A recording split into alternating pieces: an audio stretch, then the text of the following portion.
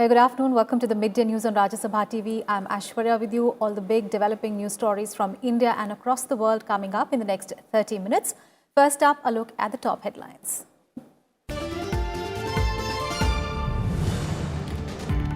.55% polling recorded till 11 a.m. in fourth phase of Jharkhand elections. Voting underway for 15 assembly seats. 221 candidates, including 23 women, in the fray.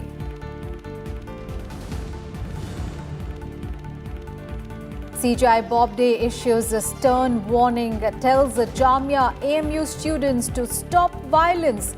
Top court to hear pleas related to protest at the universities tomorrow.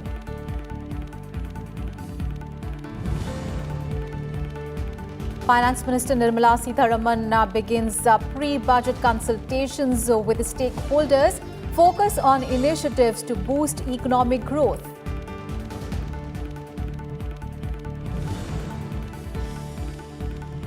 Investment in the country picking up, says RBI Governor Shaktikanta Das, hails RBI for cutting rates ahead of time, foreseeing growth slow down.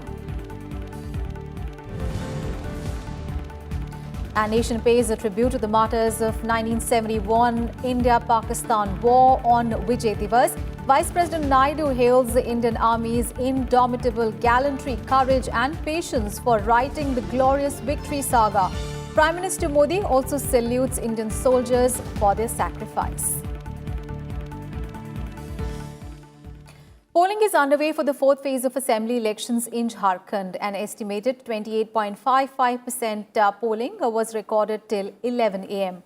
A large number of voters in Naxal-affected areas have come out in large numbers to cast their votes. Voting is taking place for 15 constituencies spread over 4 districts of Dhanbad, Deoghar, Giridih and Bokaro in this phase. Polling in the 5 Naxal-affected constituencies of Bagodar, Jamua, Giridih, Dumri and Tundi will be held between 7 in the morning to 3 p.m. and in the remaining 10 seats, voting will continue till 5 p.m. A total of 221 candidates, including 23 women, are in the fray in this phase. And fate of 2 Jharkhand ministers, Rajya Paliwar and Amar Bori, 7 former ministers, 14 sitting MLAs, will be decided in this phase. Elaborate security arrangements have been made to ensure free, fair and peaceful polling. The Election Commission said that webcasting facilities will be there in more than 2,000 polling stations.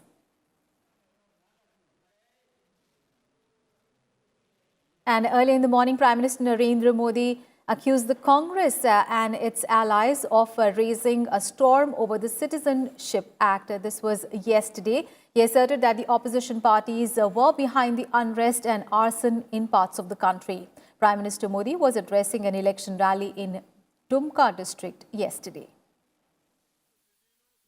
Bharat की दोनों सदनों ने भारी बहुमत से इन गरीबों के लिए निर्णय किया, नागरिकता का निर्णय किया।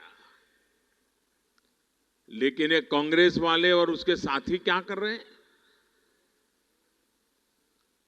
हो हल्ला मचा रहे हैं, तूफान खड़ा कर रहे हैं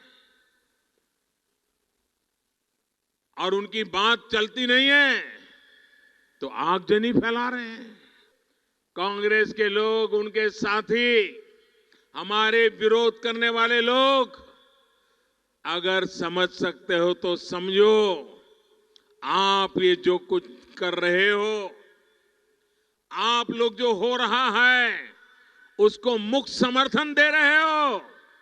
आज जो ये आगजनी फैलाने के प्रयास हो रहे हैं उसको आप आंखें बंद कर करके मुंह मोड़ लेते हो।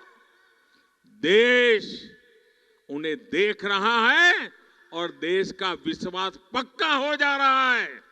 इन दृश्यों को देख करके पक्का हो रहा है कि मोदी ने, देश की पार्लियामेंट ने, भारत की सरकार ने नागरिकता का कानून बना करके देश को भी बचा लिया है।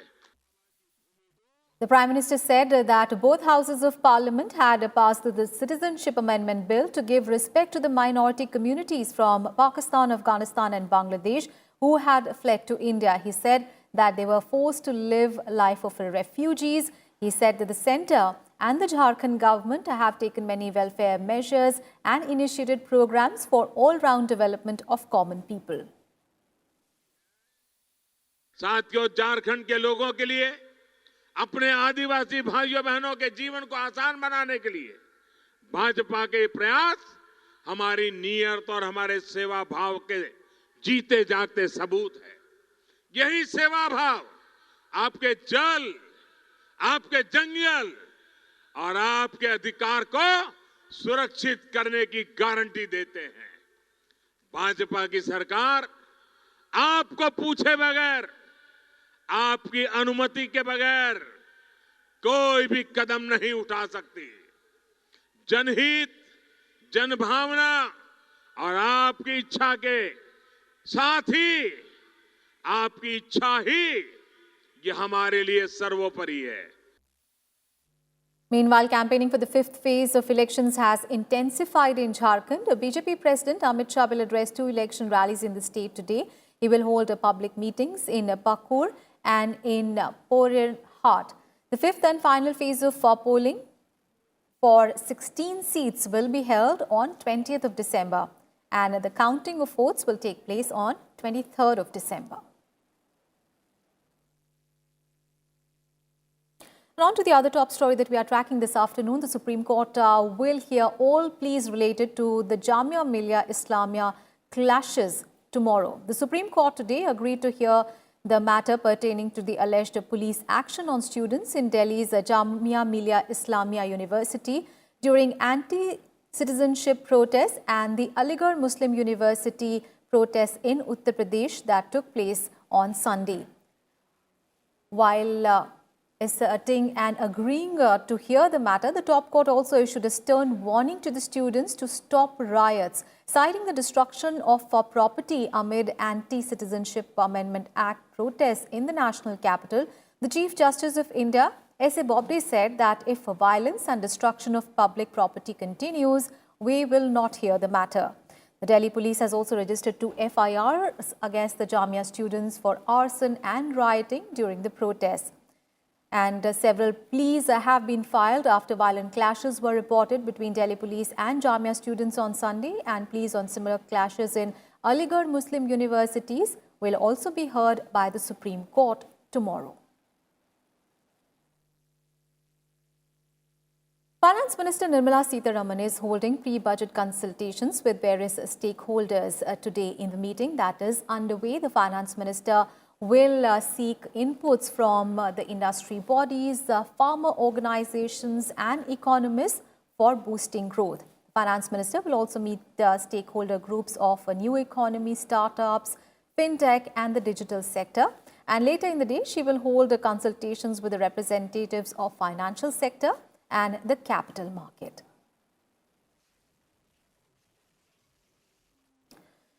Reserve Bank of India Governor Shaktikanta has said that there are signs of investment cycle picking up, as shown by a survey done by the Central Bank of unaudited financial statements of 1,539 listing manufacturing companies.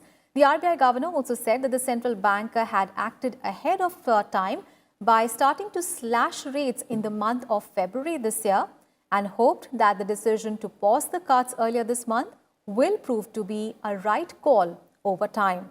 The comments from Shaktikanta comes following a series of 5 consecutive rate cuts by the RBI starting in February this year by a cumulative 1.35%. On to some other news, the Income Tax Department on Sunday said that it will be mandatory to link PAN with Aadhar by the end of this month.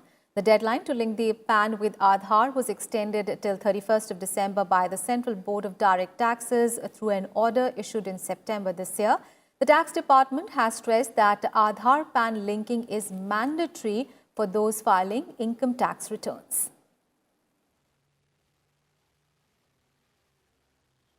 In Midday News, we'll take a very short break. We'll be right back with more news. Don't go anywhere.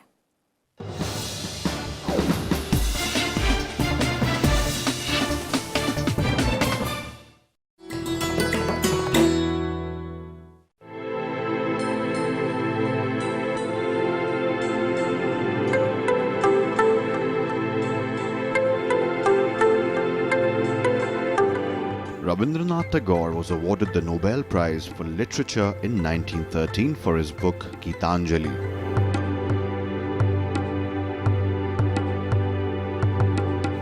In 1950, he composed the music and lyrics for India's national anthem, Jana Gana Mana.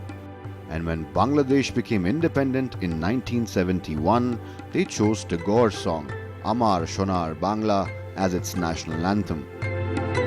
Tagore's life and works have made him a cultural icon, studied the world over, even into the 21st century.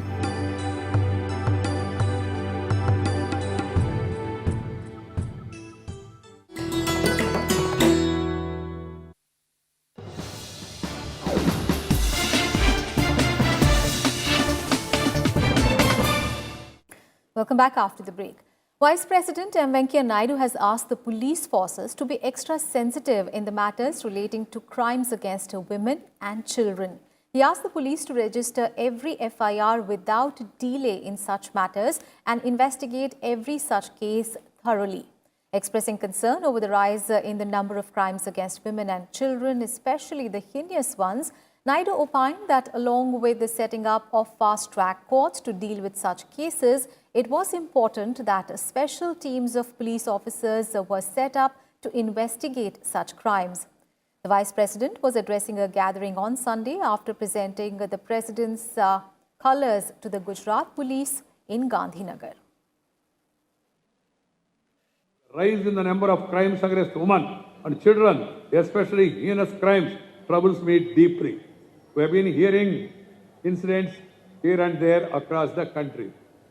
I want the political leadership of the country not to politicalize this and give a political color. Rape is a crime against women. It should be curbed with all the might, without any discrimination. Police should register every complaint without exception and then complete investigation at the earliest and then start prosecution at the earliest. And the judiciary also must conclude the judicial inquiry and give punishment at the earliest so that such crime tendency can be curbed. It is important that we set up a special team of police officials to investigate such crimes. Our police stations must be safe havens for women and children who are in distress. They must feel protected inside its four walls. Their complaints must be handled with sensitivity. The Vice President also lauded the Gujarat police for providing a 33% reservation for women and asked all the states to follow this example. He said that this move will be very helpful in creating a gender-sensitive force.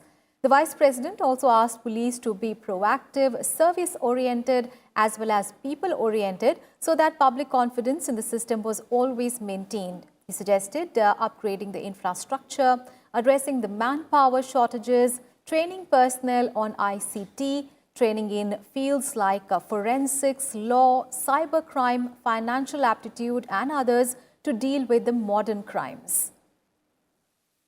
Infrastructure संबंधित हथियारों की कम से संबंधित सूचना और निगरानी से संबंधित चुनौतियों का सामना कर रहा है।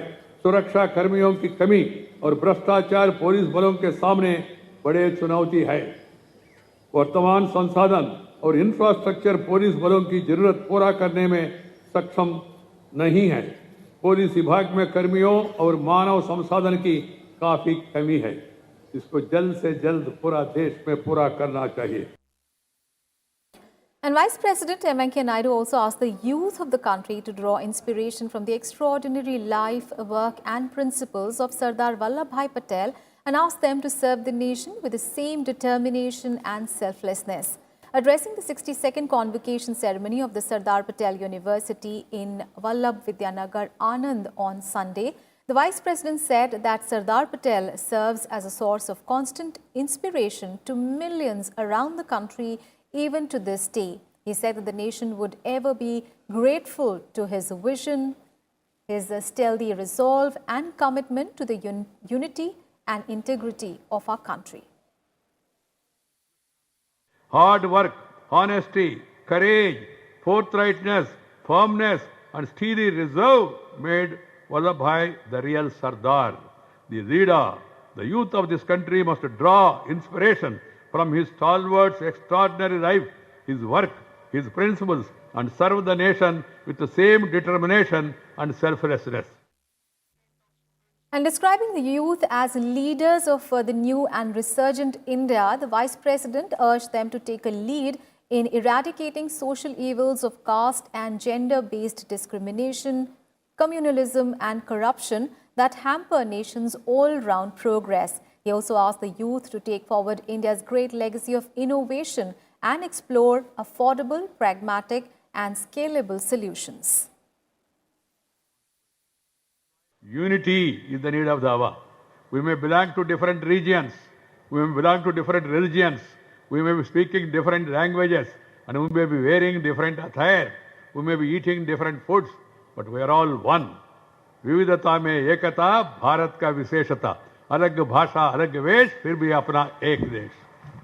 This is very much required, particularly when falciferous tendencies are being encouraged by certain people. When caste, creed, sex, religion and religion is being exploited by some people, there is every need for all of us to develop nationalism and to commit ourselves to the unity and integrity of the nation.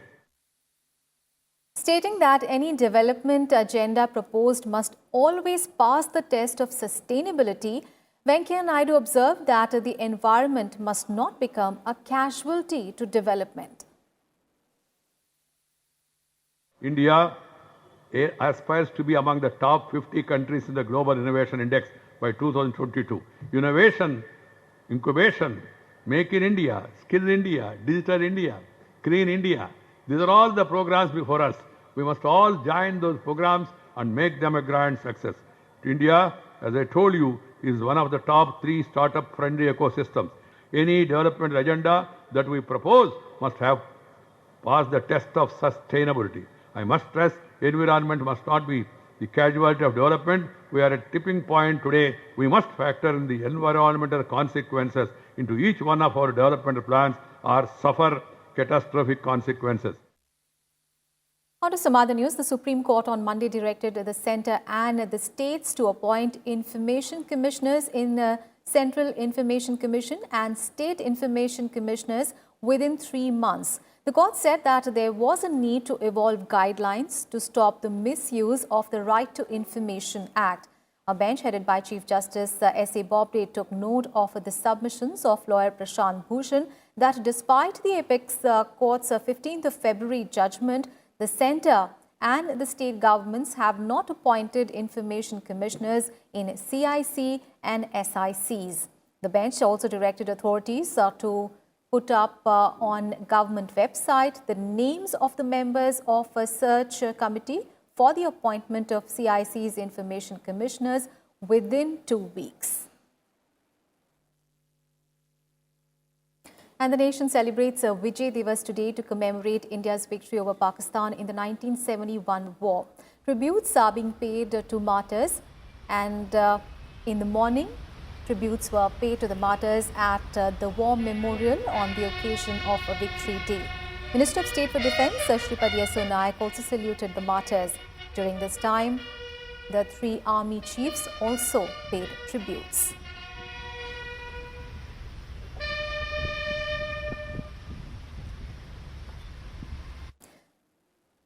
And Vice President Venkaiah Naidu expressed their gratitude to the officers, former servicemen of the Indian Army who have sacrificed their lives during the 1971 war.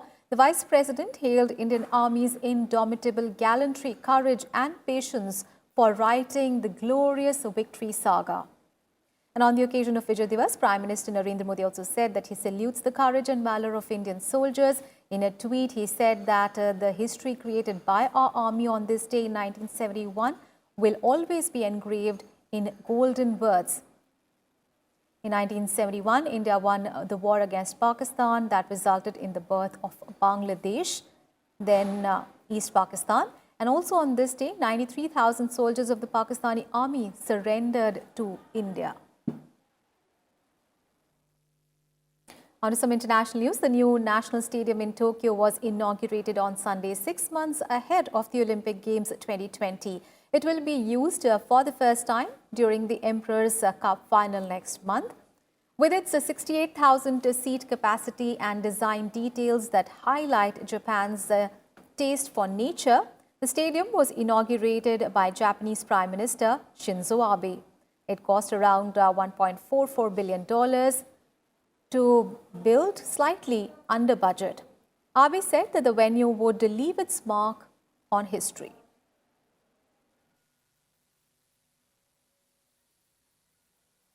And now our special segment on environment and climate change.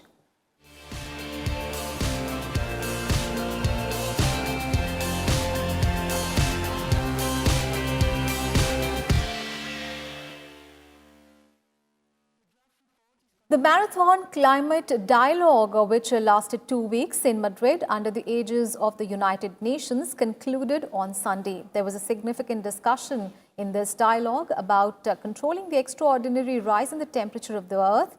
However, there was no final decision on the global carbon market, and it has been deferred till next year. At the talks, representatives of about 200 countries of the world issued a collective manifesto, and it called for the reduction of the emission of greenhouse gases responsible for the rising temperature of the Earth and to help the poor countries affected by climate change. The next dialogue on climate change will be held in Glasgow. Environmental protection organizations and activists have criticized the rich nations of the world for not coming to any final conclusion in the talks and said that these countries need to look at the issue more seriously.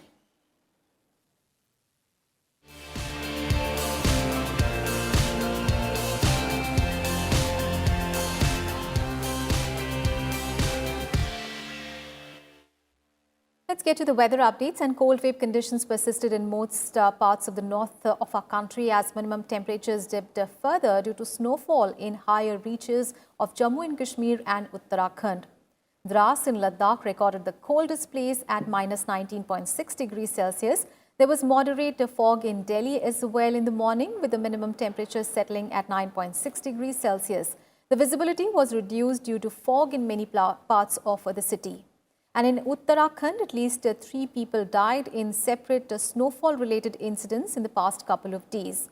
Jammu and Kashmir, Ladakh, Rajasthan, Punjab and Haryana saw a dip in the minimum temperatures, whereas Uttar Pradesh witnessed light showers as well in some parts.